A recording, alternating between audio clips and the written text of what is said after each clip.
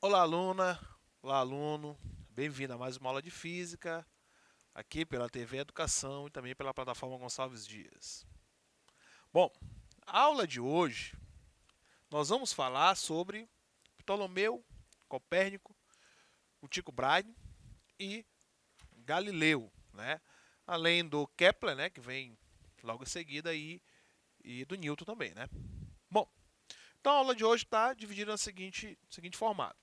Nós vamos começar falando sobre Ptolomeu e o geocentrismo, Copérnico e o heliocentrismo, né? Depois vamos falar aí da contribuição que o Tycho Brahe deu, né?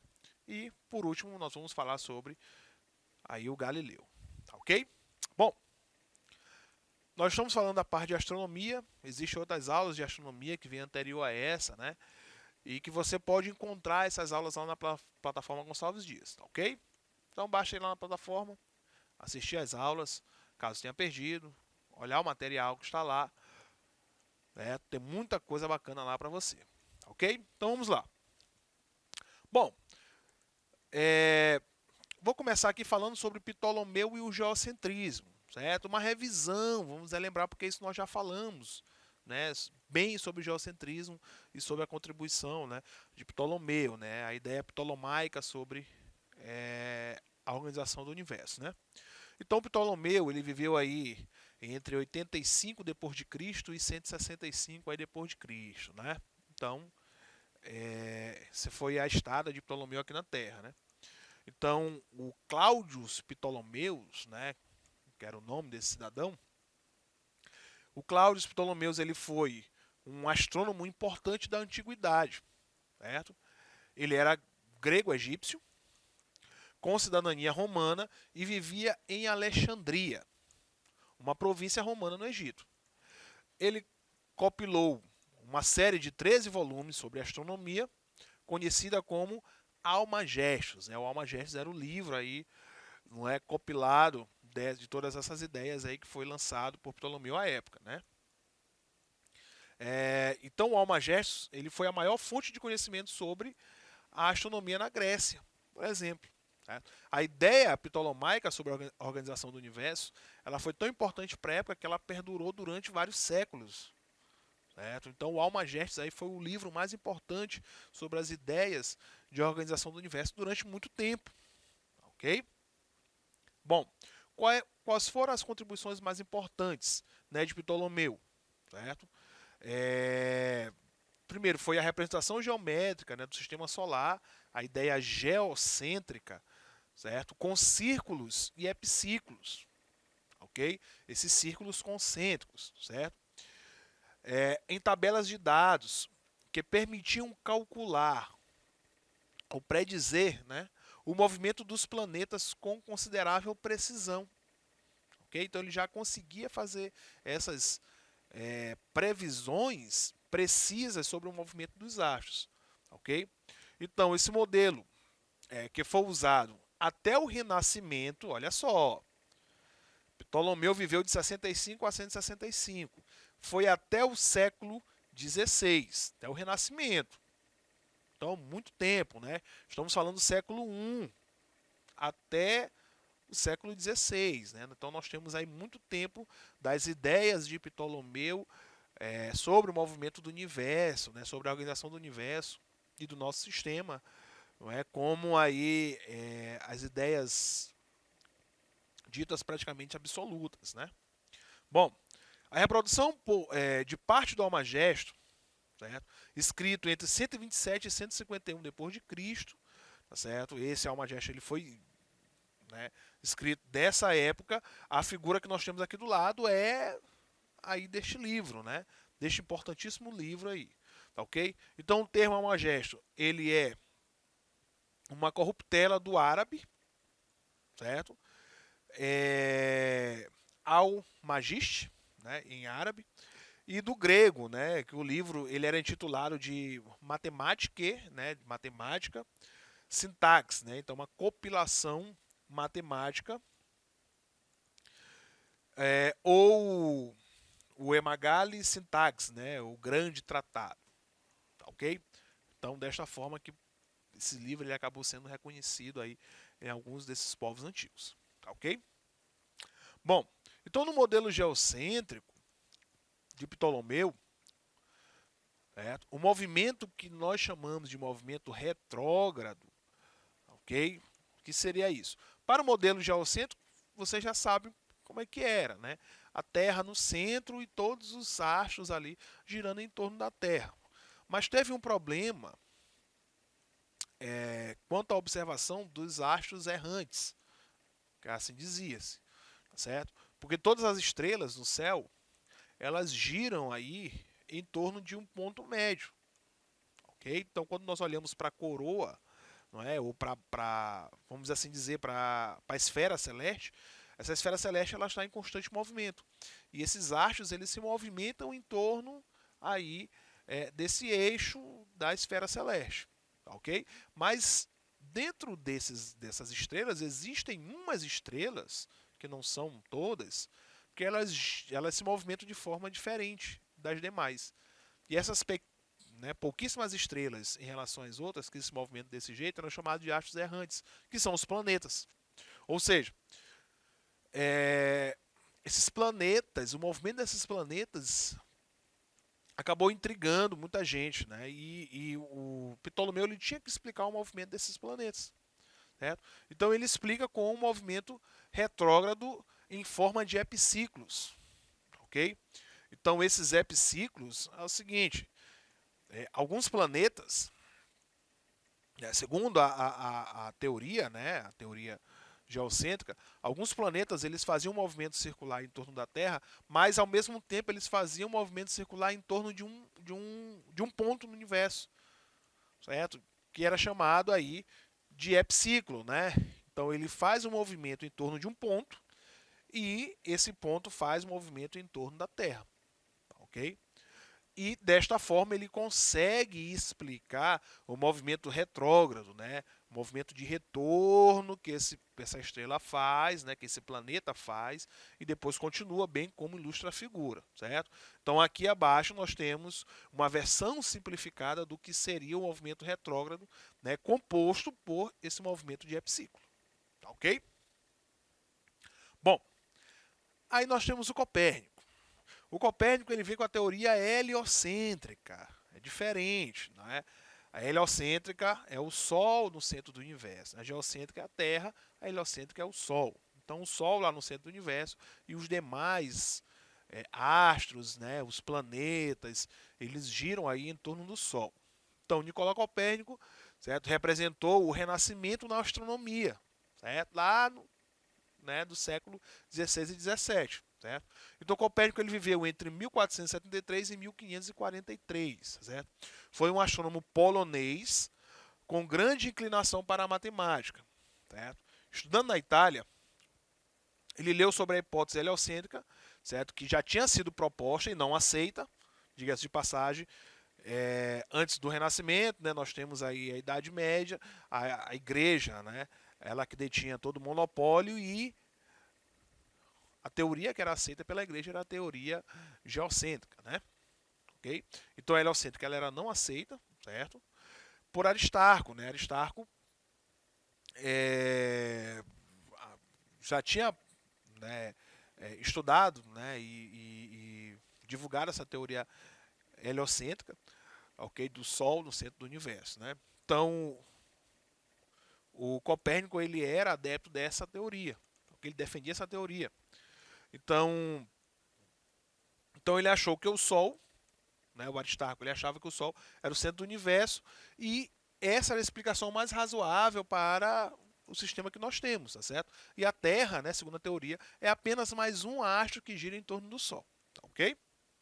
Bom, então o Copérnico ele registrou suas ideias num livro, né, chamado A Revolução dos Corpos Celestes, ou A Revolução das Esferas Celestes, né, isso publicado em 1543, certo? Que foi publicado no ano de sua morte, certo? Lembrando que esse livro era contra os dogmas da igreja, né? Então o livro ele vai falar justamente sobre o Sol no centro do nosso sistema, né? e os demais astros, demais planetas, assim como nós que estamos na Terra, giramos em torno desse centro que é justamente o Sol. Tá ok? Bom, então quais são os conceitos mais importantes de Copérnico quanto a essa sua teoria? Né? Então ele introduziu o conceito de que a Terra é apenas um dos 6 planetas, até então só eram conhecidos 6, tá certo? Que giram em torno do Sol. Certinho? Colocou os planetas em ordem de distância ao Sol, né? Mercúrio, Vênus, Terra, Marte, Júpiter e Saturno, os planetas conhecidos, né? Urano, Netuno e Plutão, né? Que Plutão era planeta, depois, desde 2006, não é mais considerado um planeta, tá certo? Eles só vieram depois. Então, até então, os 6 planetas que eram conhecidos era até o planeta Saturno, né? Mercúrio, Vênus, Terra, Marte, Júpiter e Saturno. Certo? São aqueles que ainda estão aí ao alcance de alguns aparelhos, né, de alguns telescópios pequenos que a gente consegue visualizar aqui da Terra, certo? Determinou a distância dos planetas ao Sol, certo?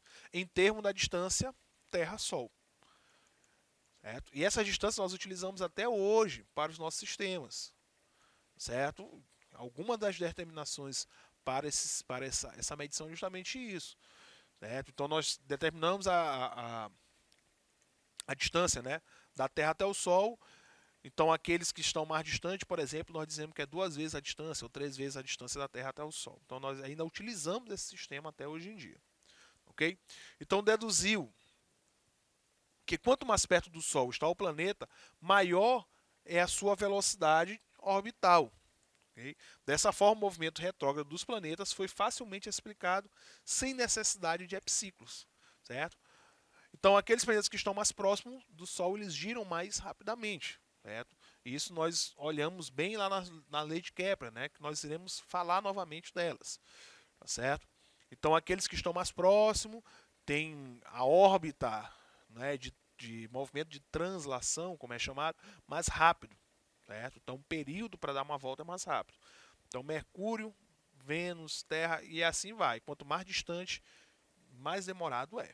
Tá ok? Bom, o Tycho Brahe, ele vem logo após, né? Nascido na Dinamarca, em 14 de dezembro de 1546. Ele faleceu em Praga, no dia 24 de outubro de 1601. Ok? Foi o último grande astrônomo observacional, certo? Antes da invenção do telescópio. Até então, ele só fazia uma observação a olho nu, certo? Fazendo as anotações da posição das estrelas. A partir dessas anotações, dessas observações que eram feitas a olho nu, eles faziam as suas anotações ali, os seus desenhos, né, as suas cartas, como se fossem mapas do céu, justamente para poder saber qual foi o deslocamento dessas estrelas e saber, de fato, quem era estrela e quem era planeta. Ok? Então, ele fez extensivas observações das posições de planetas e estrelas com precisão maior que 1, né? No caso, que seria aí 1/30 do diâmetro aparente do Sol, né? No caso, 1 minuto aí, utilizando essas unidades astronômicas. Ok? O excelente trabalho do Tycho, como observador, lhe proporcionou o patrocínio do rei da Dinamarca. Certo? Então, o rei da Dinamarca, ele patrocinou o Tycho Brahe, e esse patrocínio ele veio em forma de como se fosse um grande laboratório, certo? Observacional. Então ele construiu o seu próprio observatório, né, isso com a ajuda do rei, né, com o patrocínio do rei, na pequena ilha báltica de Diven, ok? Que fica aí entre a Dinamarca e a Suécia. Tá certo? Então essa ilha, na verdade, era como se fosse um grande observatório, né? Bom, então, basicamente o que foi o trabalho dele? Então ele pretendia, certo? Que o trabalho dele provasse a verdade sobre o modelo cosmológico, no qual a Terra estava em repouso, olha só, estava em repouso no centro do universo e o Sol girava em torno da Terra, certo? Então nós temos o sistema a Terra no centro e o Sol girando, certo? E os outros planetas, todos os outros planetas em órbitas sobre o Sol. Então é o seguinte, é um modelo que até fica até meio complicado de se entender, mas é o seguinte, a Terra no centro, o Sol girando em torno da Terra e os demais astros girando em torno do Sol. Então seria basicamente isso. O Sol fixo, a Terra em movimento, em órbita, em torno, né, o Sol, desculpa, em movimento em torno da Terra e os demais planetas em movimento em torno do Sol. Então seria basicamente essa a ideia defendida por ele. Certo? Então o Tito Bride, ele morreu em 1701. Certo? Suas últimas palavras foram: talvez eu não tenha vivido em vão. Né? Então ele deu a sua contribuição aí. Poucos anos após a sua morte, o castelo e o observatório da Ilha de Even foram destruídos. Ok? Então, eles acabaram destruindo tudo, justamente por conta da morte dele, né? Aí vem um Galileu, né? Só uma curiosidade sobre o Tito, né? Quem continua o trabalho dele é o Kepler. O Kepler era aluno do Tito, então ele dá continuidade, tá certo? Aí vem um Galileu, a figura do Galileu, certo? Então Galilei, né? Ele viveu aí entre 1564 e 1642, certinho? Ele foi um astrônomo, físico e engenheiro italiano. A figura emblemática do Galileu. Galileu foi chamado de pai da astronomia observacional. Certo? Muito simples o porquê ele foi chamado disso aí. Né? Ele também é chamado de pai da física moderna, e pai do método científico, e também pai da ciência moderna. Certo? Bom, Galileu, ele cria o telescópio. Então ele começa, né, a fazer as observações já tendo um aparelho em que ele consegue ampliar as imagens aí, né, em relação a outros que observavam apenas a olho nu. Então ele sai na frente por conta disso, certo? Então a defesa de Galileu é pelo heliocentrismo. Então ele defende o heliocentrismo, tá certo? Do geocentrismo, tá certo? Então, por conta disso, ele acaba encontrando uma oposição dentro da igreja, né, da igreja católica, e de alguns outros astrônomos que defendiam a teoria geocêntrica. Certo? Então isso criou um grande alvoroço dentro desses estabelecimentos, né, dentro dessas entidades. Certo? Para observar, ele usou o telescópio, que ele próprio construiu. Por isso que ele é chamado aí o pai do telescópio. Certo? Sem ter tido contato com o instrumento criado por Lippershey, certo? Já tinham criado um antes, né? Já tinha uma ideia antes, isso em 1608, tá ok? Sua primeira versão, que tinha um aumento de 3 vezes, certo? Então ele conseguia ampliar apenas 3 vezes a mais do que o olho humano, tá certo? Logo foi melhorado, atingindo um aumento de 30 vezes, olha só, melhorou 10 vezes, né? Então ele só conseguia ampliar 3 vezes, ele conseguiu melhorar para 30. Certo? Foi o primeiro a realizar observações sistemáticas do céu com o telescópio, dando um novo rumo à astronomia. Então, a partir do momento que ele vira o telescópio para o céu, ele começa a observar coisas que o olho humano sozinho não tinha capacidade. E com isso ele começa a ver de que forma que é organizado e fazer suas anotações, logicamente. Em 25 de agosto de 1609, ele demonstrou, né, um de seus primeiros telescópios com uma ampliação cerca de 8, né, de 8 ou 9 vezes, né, para legisladores venezianos. Então, a imagem aqui, né, que é uma imagem emblemática, é justamente ele mostrando aí essa sua invenção, telescópio já melhorado para fazer as observações. Tá ok? Bom, ele publicou suas observações astronômicas telescópicas iniciais em março de 1610, em um breve tratado, né? Em 7 de janeiro de 1610, Galileu observou em seu telescópio o que ele descreveu na época como 3 estrelas fixas, totalmente invisíveis, por sua pequenez, logicamente a olho nu, né? Todas perto de Júpiter. e situadas em linha reta, né, e atrás dele. Então Galileu nomeou esse grupo de 4 estrelas de Mediceanas, né? Seriam ali as luas de Júpiter, né? Ok? Então ele faz essas anotações. Bom, então com essas anotações de Galileu, nós finalizamos a nossa aula de hoje e até a próxima.